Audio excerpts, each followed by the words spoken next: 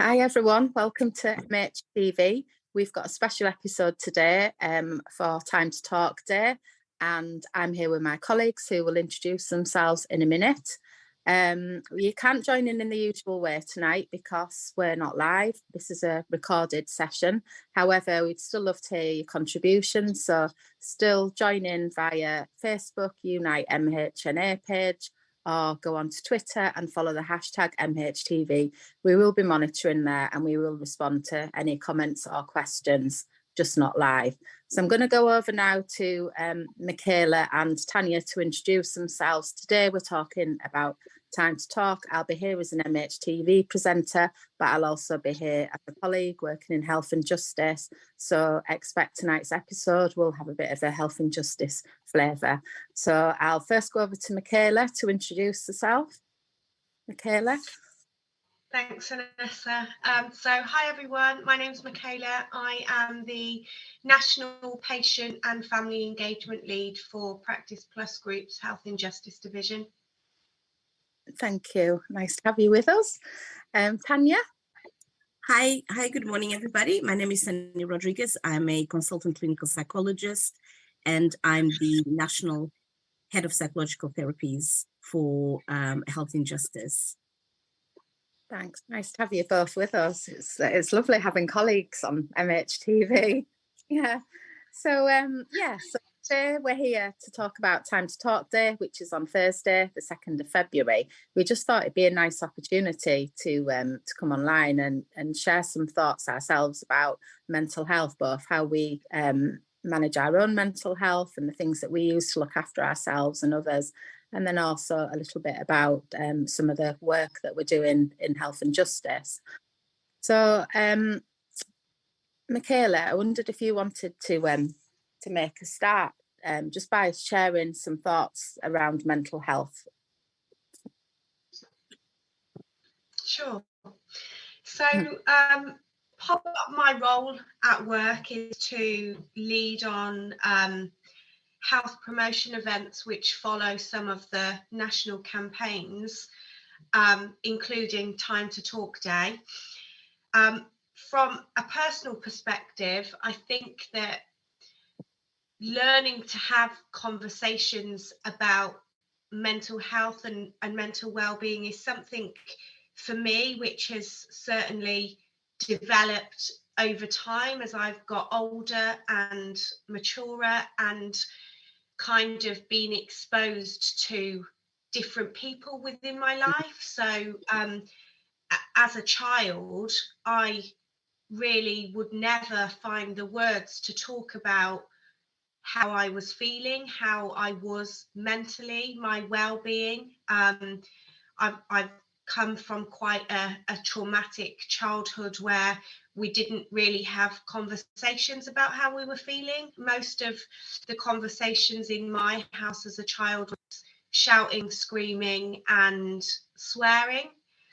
And actually, if I'm completely honest, and I was thinking about this yesterday, something for me is, and I saw a post on Instagram which really got me thinking, and it was a post that said to reframe anger as a form of personal protection. And that really got me thinking. So in my house, I've got two sisters, and our parents were both addicted to heroin when we were children. And for me and my sisters, whoever shouted the loudest was the person that got heard. So whoever just kept on shouting and screaming the loudest was the child that really got whatever need it was met. And I think moving into adulthood, even in a professional working environment, letting go of being the person that shouts the loudest in a professional environment is really difficult for me. And that's not because I've got an anger problem. That's simply because the way I grew up for my whole life was knowing that if I was the one that shouted the loudest, I'd be the one that got my needs met. So having conversations about how I really feel have always been not difficult, but I've never really done it. So I'm in a deep learning curve of understanding my own needs and understanding how, as an adult, I work with other people and myself to get those needs met, which doesn't involve shouting the loudest. Yeah, I think that's just it's just so honest of you to say that. And I think this is the issue, isn't it? That we live in a culture where if you work in mental health or healthcare, you don't talk about your own mental health, and there's an assumption that we've all got it together. And in a way, I think that kind of creates a double stigma around mental health, because we work in mental health, but we're expected to have it together ourselves. So if any of us need any help in our own lives around mental health for ourselves, our children, our families, then it's doubly difficult, isn't it, to access any support. And then on top of that, I think it others other people as well. So it places people in the other position, because it tells people that we're the professionals, we don't have mental health. So we're talking about another group of people who do have mental health. And it's absolute nonsense, isn't it? Because we've all got, our own baggage and our own lives, and, our own negative adverse experiences, and, our own continued struggles and stresses. I'm sure none of us on this call go to work every day when life's perfect in the background. There's always things, isn't there? I don't, Vanessa, because no, the amount of times I had to call you about my crisis. So that's definitely not true. I think it's just so refreshing to hear Michaela speak, because first of all, it's a privilege to be able to get to know that story, which we don't always talk about. And therefore, I think as professionals, we forget that we come with a story. We have our own story to live through. And that story plays out in our relationships with our colleagues, and it gets triggered by the conversations we hear and the dynamics within teams, or the kind of clients or the kind of patients that we work with. And we forget that we always, in either one or two modes, we either in threat mode, where we're scared of something, and that fear makes us respond in some ways, whether it is to work harder, to do things quicker, because we pushed, or we're in protective mode, where everything we do is about defending ourselves. And that kind of plays out in everything that we do every day. And as professionals, sometimes we like to pretend that these things don't affect us, or that we somehow better than or we should be better than everybody else at dealing with those things. But we know that at the end of the day, we may have, perhaps for some of us in this journey, at sometimes different from other times, we may have a bit more insight. So I always I always joke, and I always say that the best person to tell me or to remind me how stressed I am are usually the kids at home, because kids are so honest and just tell you straight, and they just cut through everything. And when, I remember my son sometimes saying, "You've been very shouty lately," and you think, "Oh God, that sounds awful." And you think, have I been very shouty? Because you don't notice that, but other people around you do notice that. And I think in families where we have, I guess, developed good, solid foundations that people can challenge each other because it's safe to do so, we get that feedback. And that applies to teams that we work with, because we become families too. And so we need that sense of safeness and safety to be able to challenge each other, and to challenge each other in the sense of reminding our colleagues in a compassionate and in a kind way that something is a bit different with them. But I'm not sure that we all feel comfortable in doing that. I think sometimes the stigma of mental health is still so ingrained within all of us, even as professionals, that sometimes, even when we spot a colleague maybe not being so well, you very tentatively want to bring that up, but you're also very worried that how people might take that. Because you probably even more familiar than me about this, because in psychology, we tend to be a bit more open. But I think the stigma is that the minute you open up about struggling with something, the first worry that we have is, will I be seen as competent enough to do my job? Yeah. And so there's so many variables, in the jobs that we do.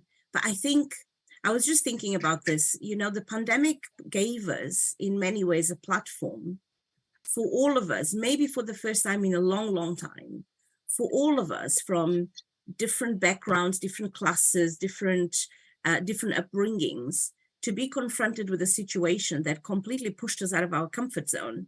And I think for the first time ever, we might have realized how things that happen around us have such a big impact on us. Because people that always, I guess, saw themselves as being strong enough, emotionally strong and resilient, did crumble during the pandemic, like we all did. Yeah. And I think for the first time, maybe we've realized that it's okay to talk about it, or at least we started to. We're definitely not quite there yet, but we've started, I think. Yeah, but also I think the thing is the pandemic wasn't a leveler, was it? People experienced the pandemic differently. So where I live, I'm surrounded by nature. I can go out and I can have a walk, and I could do that throughout the pandemic. I did struggle in other ways. I was self-employed at the time. I wasn't entitled to any financial support, and I was at home with 2 children, so it was a huge struggle for me financially to pay my bills during the pandemic, if I'm honest. But I did have nature, so I could go out walking. But some people have it worse, don't they? Some people are in a high-rise flat, they've got no access to outside space. There might be single parents, they might be seeking asylum from another country. Absolutely. But I think for me, it like highlighted inequality as well as it highlighted that, we're all in this together. Very much so. Yeah, and I was feeling, we're still feeling the pandemic now, aren't we? I think people talk about, I'm glad that's all over, but from a mental health point of view, it absolutely is not all over.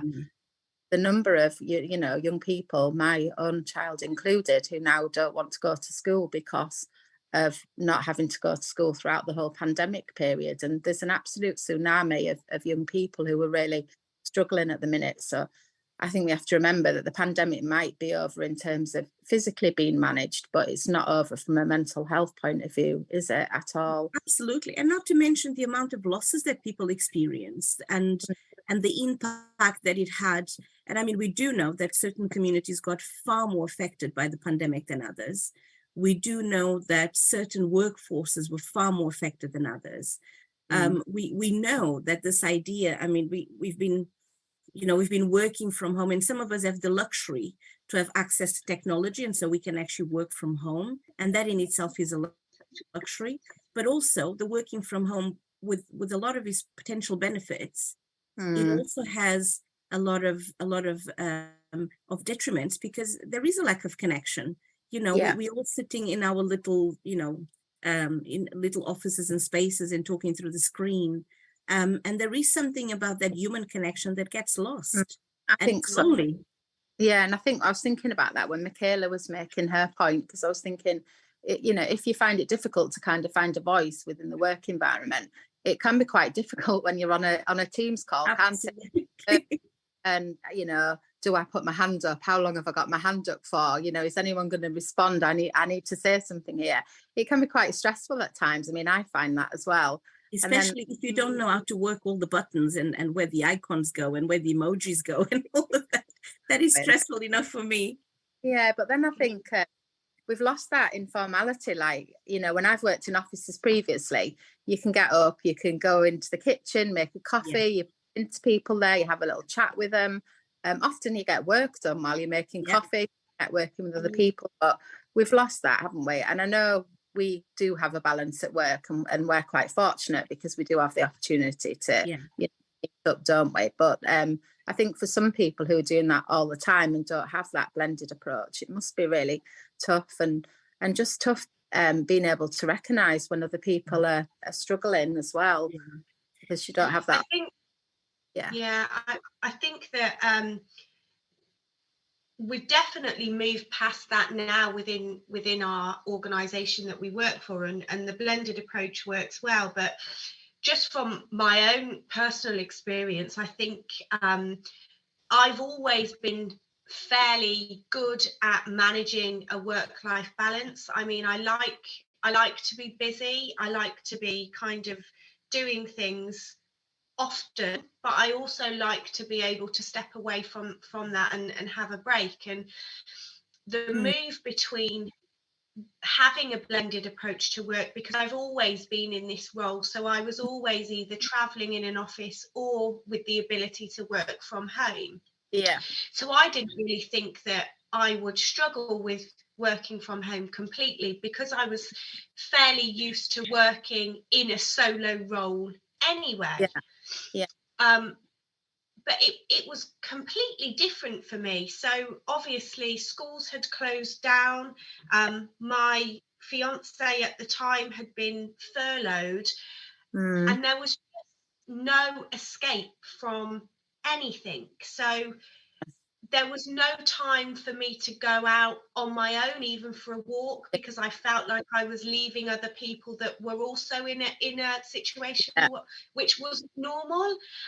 You couldn't do the things that you'd normally do for your own self-care. So going to the gym, seeing my sisters, and a combination of those things, and working in a room constantly for over a year in the same place where I just couldn't switch off. So I'd go into at 5 o'clock, I might go and make dinner, but then I'd come and sit in a room where my laptop was all set up.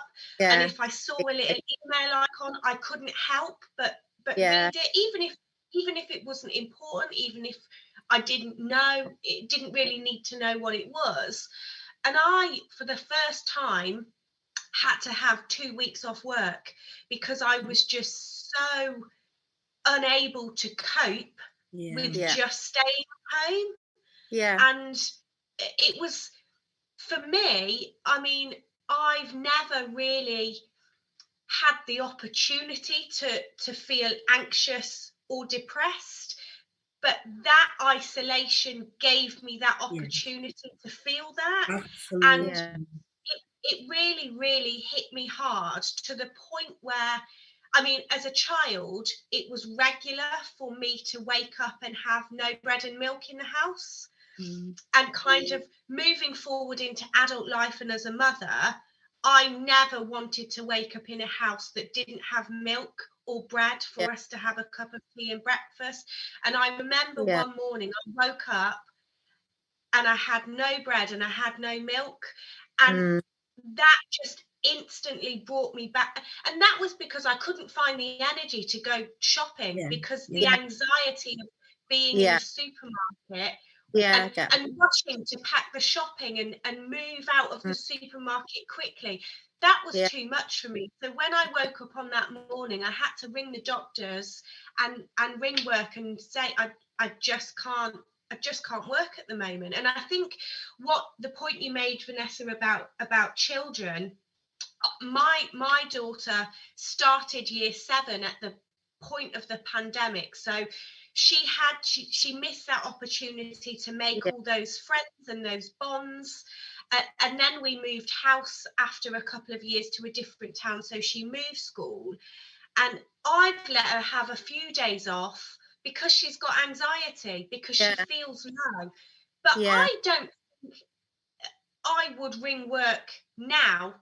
If I had a cold or I didn't feel well, I would really feel no hesitation to phone work and say, I'm not very well, I can't come in today. And if my daughter's mental state isn't where it needs to be for her to go to school, as a mother, to give her that protection and the care that she needs, I'll let her have the day off, and I will explain to school this is for her mental well-being. But I think how we, in a working environment, that stigma to phone up and say, I'm not mentally well enough to go to work. We're not there in terms of where we're at with, we're not physically well enough to come to work. I That is agree. so important. That is absolutely spot on. There's so much you've said in that, because there's the modeling that we need to do to other people, in the same way that you've just, you're modeling something to your child, that it's okay to not feel 100%. And sometimes you need to take some time for yourself, and that is okay. And there's nothing wrong with you, this is okay. We go through these stages where we might have a day where it's just too overwhelming. And if you take that time, you get your balance back, and then you go back to school, and you're modeling that. And I think we need to do the same at work, to model that. Yeah. We should be modeling that to our colleagues and modeling that to the people we work with. Yeah, sometimes we struggle with that, don't we? We struggle somehow to feel that it's okay. And I have to say, I'm a big culprit of that, and I'm slowly getting better, because sometimes we often say, what is it? Do as I do. No, do as I say, not as I do, because you know what you should be doing, but then you end up doing something different because perhaps you feel the pressure, or you feel uncomfortable to be honest about things. And it took me a long time to feel comfortable. I think the ingredients to create that ability to just be honest is that to have people you work with that you trust. And I think we're lucky enough. We have the luxury to work in a team that we can rely on each other, we can talk to each other, we can support each other and ask for support. And I think that's acceptable when people are having an off day, to take that time. But you don't find that everywhere. No, I think what's good as well is the investment we've got in our organisation in the mental health and managers training, because I think that's really important, because I think there's a culture everywhere really around managers and sort of performing monitoring performance and absence and things, but actually being able to skill managers up in having conversations with people who they employ about the mental health, and understanding that if somebody's taking periods of time off work, it is actually, they might be saying it's because they've got recurrent viruses and things, but actually the reality is it's because they're struggling with the mental health, and actually being able to understand that and help people through that, rather than take a more sort of punitive performance approach, I think is really important. Of course, there are times when you have to handle performance, but often there are underlying reasons, aren't they? There are things going on for people at home that we don't know about. I think the reality is as well that there's a disproportionate number of people in our jobs who take their own lives, and in the healthcare professions generally. So I think the reality is as well, being able to recognise when somebody's really struggling could actually save somebody's life potentially. And I think we shouldn't shy away from that, and that awareness needs to be out there as well. I think our organisation is actually really good at in investing in support supervision for the staff. I think we've got the P&A framework, which is actually a massive benefit for all the staff in terms of having that extra support. But I think we do a lot of the informal conversations. I think those informal conversations, sometimes when you talk about the word support, even that can be quite frightening to somebody that feels, oh God, I have to go and talk about something. So that all these informal discussions that we often have, usually in a corridor as you're about to go to the toilet, or you're about to go to, make a cup of coffee. Those informal discussions can be really powerful in feeling that there's somebody to listen to you and to hear you. And I think if we apply all of that, if we apply all of this to the work that we do with patients and with people in prison that often have far more lack of opportunities to connect with others, to connect with family, to connect with people within the community in prison. If we apply the same approach where the informal discussions are meaningful, where the informal discussions focus on well-being as opposed to mental illness, because I think that's the biggest difference really that we want to make, that mental health is in a continuum, and that mental illness is not the same as mental health. Absolutely. And so the more we invest in our mental health, the more we invest in our ability to develop ways to self-care, and not just self-care in terms of ourselves, but actually caring for people, being there for somebody else is something that is really good for us too. You know, we not long ago, in one of our meetings, we were talking about random acts of kindness. And it sounds so simple, but it goes a long, long way to give a smile to someone that just looks a little bit down, or to just offer a conversation. And I think we are in a position to do so much more because we have more awareness of how important investing in mental health is. So I think it is important to talk about it, and not to talk about it only when the problem occurs. We need to be talking about it way before that. We need to be doing it part and parcel of our day-to-day conversations to check in. Are we all okay? It's Monday morning, are we all okay? Do we have a good weekend? Anything happened? Because just allowing somebody to say, actually, I had a really rubbish weekend because of whatever problem, and just acknowledging that. Sometimes that's all people want, is for somebody just to know my context. If you understand my context, if today I'm a little bit slower, you might realize I haven't slept yet. And then you will be a bit more compassionate towards myself. So it's so important. Yeah, I think so. And I think the point you made about working with patients as well, we have to accept that we work with people who often have had very, very traumatic lives. And, as a mental health practitioner, you're taught and trained to, be empathic, to show compassion.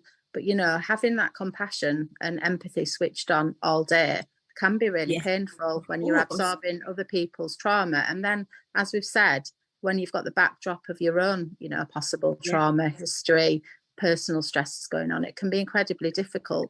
So I think that when we're thinking about compassion fatigue that we see in practitioners, I think we also have to be kind and understand where that's come from, because for me, it hasn't usually come from a bad place. I think that, most people who go into mental health are inherently good people and caring and want to help people. But at some point they get lost, and often that's because of the trauma and, learning how to deal with that. And as you said, supervision, the work that our P&A lead and supervision lead's doing is great. And we've had Kate Wales on MHTV previously as well, talking to people informally, and just having that self-awareness, I think, yourself, to recognise that, you're struggling. And sometimes you can struggle with somebody and you don't know why, that they, push your buttons or they remind you of somebody. And I think being able to have that open conversation about that and understand that and work through that and talk to your colleagues and say, I'm struggling with this person and, can you help me? I think that's really important, because ultimately that's going to benefit the patient as well, and, make sure they deserve to receive from us as well. And find your own ways. You can't probably see me through the screen, but I'm fiddling with my crystals as I do, which is often a point of it's always a bit of a joke as we sit in meetings and I'm playing with my crystals, but it's really soothing for me and it's really grounding. And when I have to do something that, and this is very nice and very informal, but it's still a little bit of anxiety provoking, having to talk about something is going to be recorded. So I need to ground myself. I need to find a way to just curb that little bit of excitement and anxiety that sometimes get my words a little bit twisted. And it's okay to recognize that certain situations make me feel more anxious because they push me outside of my comfort zone. Doesn't matter how many years as a professional I've been, doesn't matter how many books you've read, those feelings, they come, they're just there. You just have to learn to deal with them. And we all come from very different communities. Michaela was talking about a story. I come from an experience of having lived through war. So when we come back and then we're working with different groups of people, and especially when we're thinking about some of the work that we do with our detainees, we need to think about, some of us have come from very similar backgrounds, and then working with individuals that might have had very similar lived experiences to ourselves, and that will push buttons, and that will trigger all sorts of things. So how do we manage that? And, the only way to really go through that is to have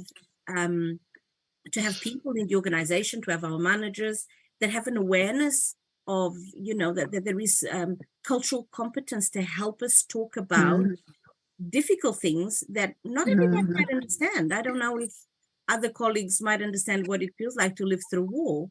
I do, because I lived it.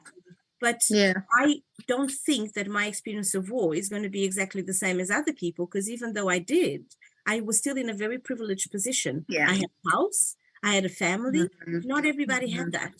So we need to understand where we come from, and we need to think about when we are supporting our staff and our teams, what is it that we need to think about that we might not all the time consider as an important aspect to just ask about.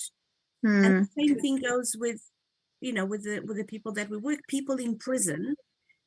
People in prison are in prison because something failed them on the outside.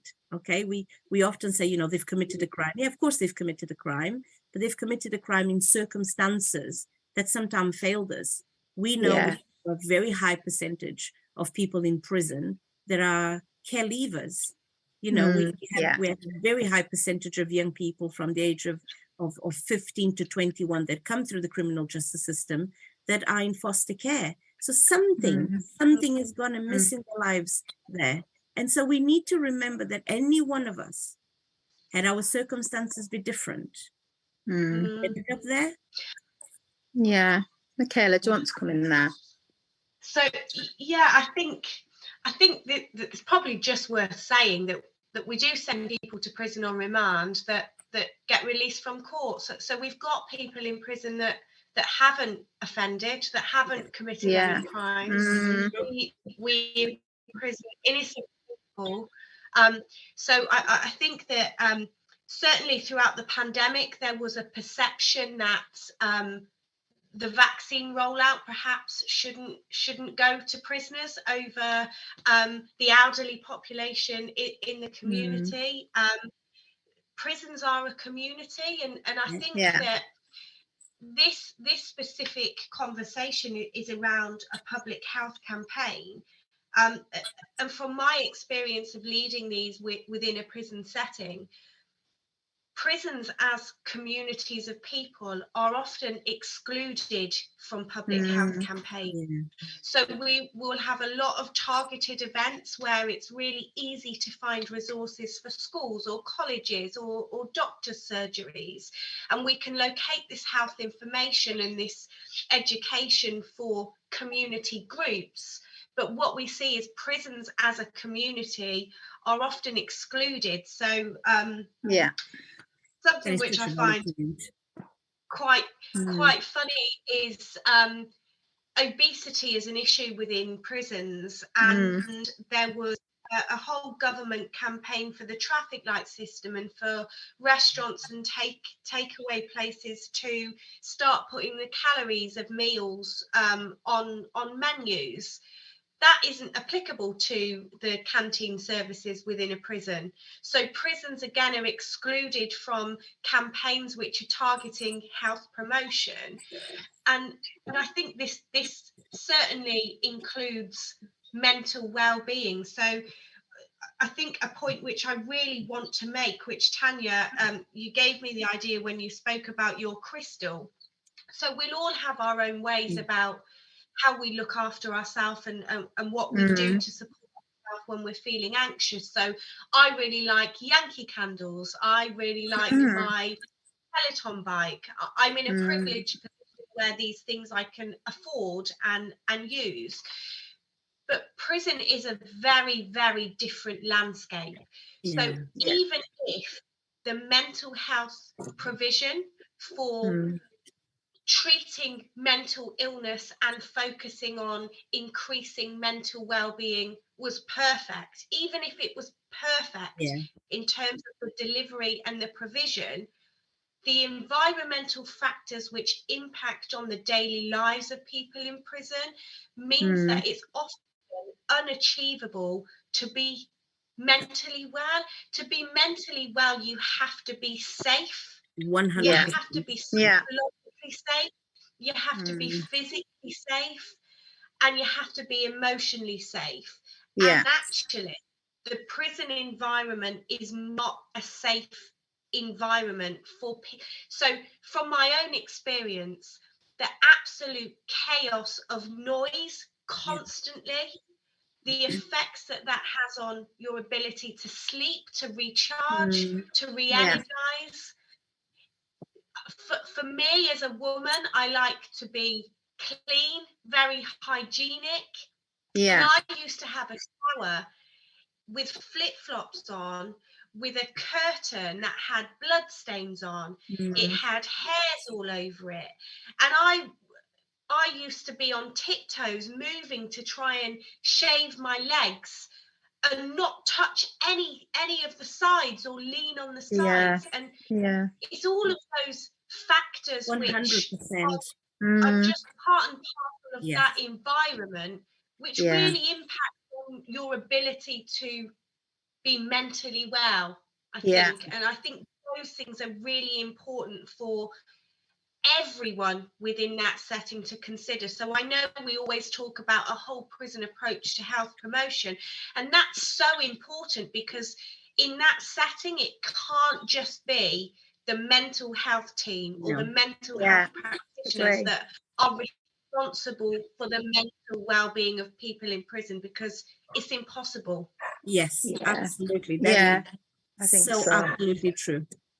Yeah, and I think, Michaela, you've talked before as well about the sort of power of peer support as well in prisons. Do you want to say, because we've talked a lot, haven't we, today, about how we support ourselves as peers? So it just strikes me it'd be good to talk a little bit about the peer support that happens in prisons as well, and how powerful that can be.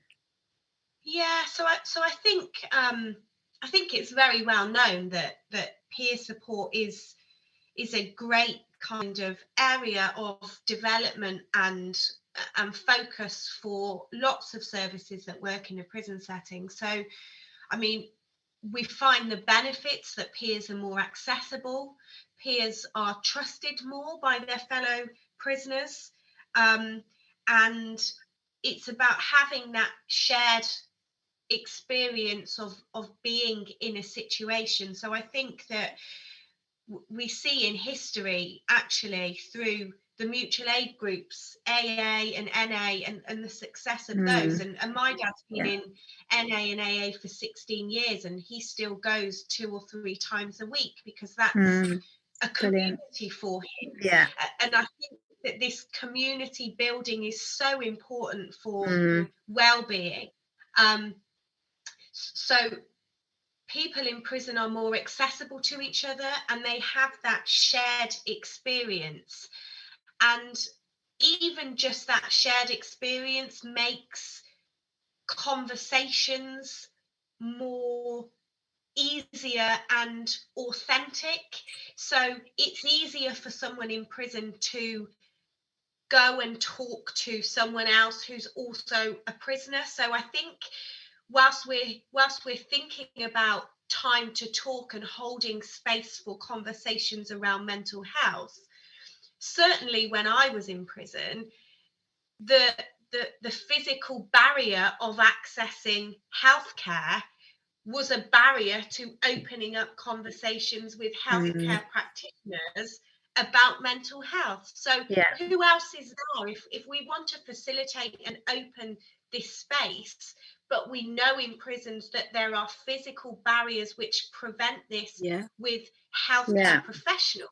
We need to look elsewhere about where we can build and facilitate that space for these conversations. And that's with peers. Absolutely. So that is with people on the wings who we can train up and we can support to be able to hold this space for conversations. And I think that we see it developing. I don't think that we have a true understanding of the benefits of peer support and what it really means to people who access it and people who deliver it. So we see a lot of people in the lived experience space who started out as peers, and it's led to a lifelong career trajectory of wanting to support others and being able to do that effectively. And I think that within prison healthcare, we've got a bit of a way to go in really understanding how beneficial it is to a service. And I think that even just the point of the physical barriers of access to healthcare is enough reason to be thinking about where else can we do this. I was just thinking, Michaela, sorry to cut you. I was just thinking on that point. It just struck, it's such a powerful thing you've said, because I was just thinking there's the physical barriers of prison, absolutely.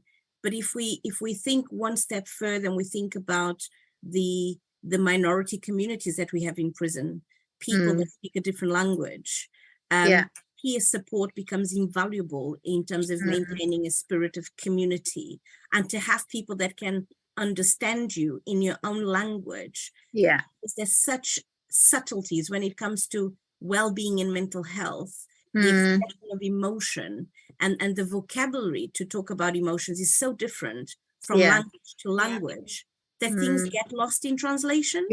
Totally. And so peers become such an important thing to provide that sense of community and to provide stability for people. So that is such a powerful thing you've said. Absolutely. Yeah, I think so. Very powerful. And I think, you know, your comments really about mental health not just being the responsibility of mental health practitioners is also important. And I think you've really emphasised the point that I'm always making, which is that, you know, we need to move away from the diagnostic model, because somebody who comes into prison who has a history of depression and isn't seen as depressed, we need to take into account the context of the fact that they're in prison, they're cut off from the family, the conditions that you've described, the trauma, you know, all these other factors that in a community would mean somebody wasn't particularly seen as at risk, because they could contact their family, they could go to the gym, they could go for a walk, they could go to the pub, they could do all the things that they normally do to cope and keep themselves well. But in prison, when all those things are taken away from somebody, you know, of course, you know, the risk of, you know, poor mental health is much higher. And I think that's where, you know, we need a cultural shift. And obviously we've started to work on that, which is good. But I think, you know, the points that you've made are just so powerful, really, there, Michaela. So I'm aware that we're coming to the end, because we could probably talk all day about this, couldn't we? It's been a fascinating conversation. So I'm just wondering if we try and end it on a positive as well by sharing some of our thoughts, if we go around for Time to Talk Day, around any messages that we'd give the people that are struggling with their mental health from our own experiences. So Michaela, just going around the screen, do you want to start? So I think a key message for me, which I suppose isn't directed at people that might be struggling. I think for me and my experience of people in prison and that setting is that even knowing the concept of it's okay to talk and time to talk, the barriers that I've spoken about in this interview today are so ingrained within the system that sometimes you can have all the knowledge and the access isn't there. So I suppose my key message and plea is for people that work in prisons and places of detention, that we recognise those barriers, those physical barriers, those language barriers, those cultural barriers, and that we as a collective, we open and facilitate the space for those conversations, and we don't place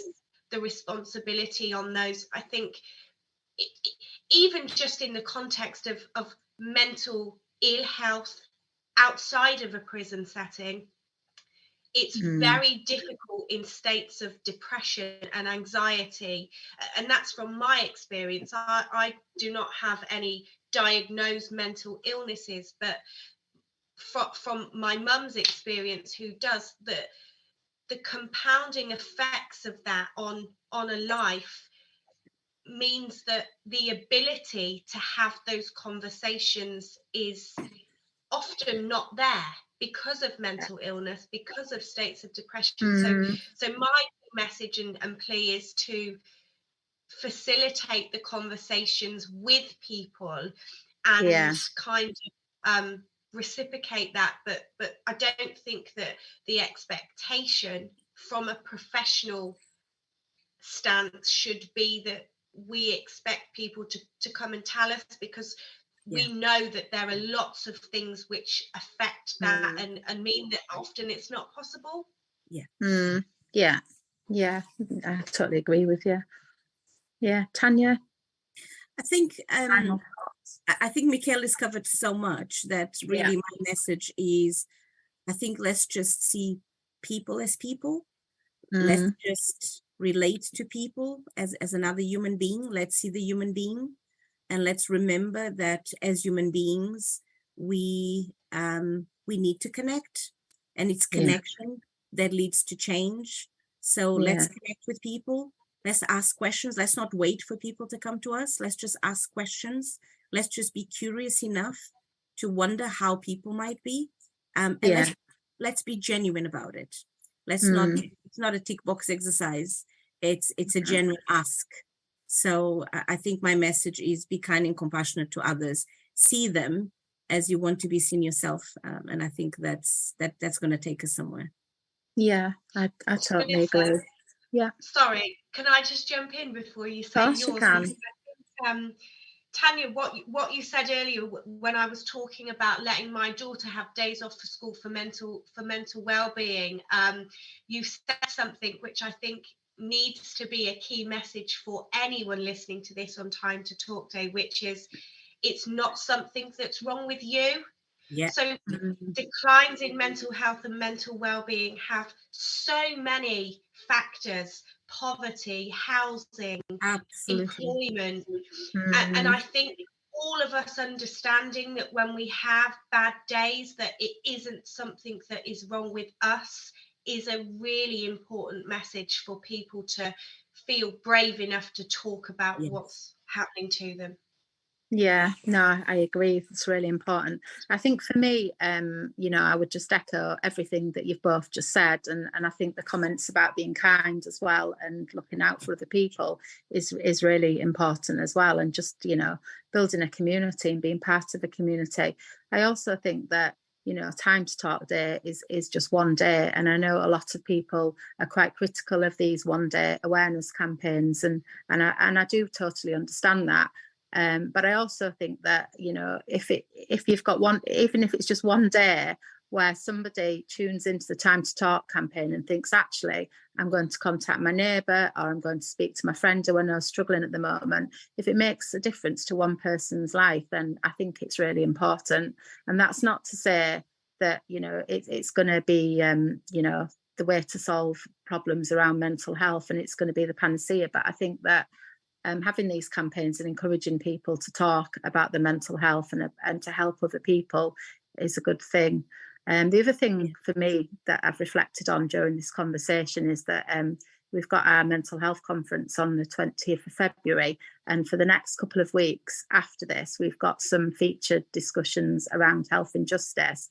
And it's a nice segue, really, because I think we've talked a lot about intersectionality today, inadvertently, which is a theme for our event. And I think for me, having the theme for the conference around intersectionality was very much about helping people to understand the different layers that make up an individual and how they interact with each other and how they make up the person. And that's not just people we work with, but that's also how those different parts of ourselves make up who we are as well. So I think without realising, it's quite a nice introduction into next week's MHTV as well. So I'll leave it there. And if you're listening, thanks for listening, and do put some comments on Facebook Live or on Twitter, and we will pick those up later on. Thank you all. We'll see you soon. Bye. Bye.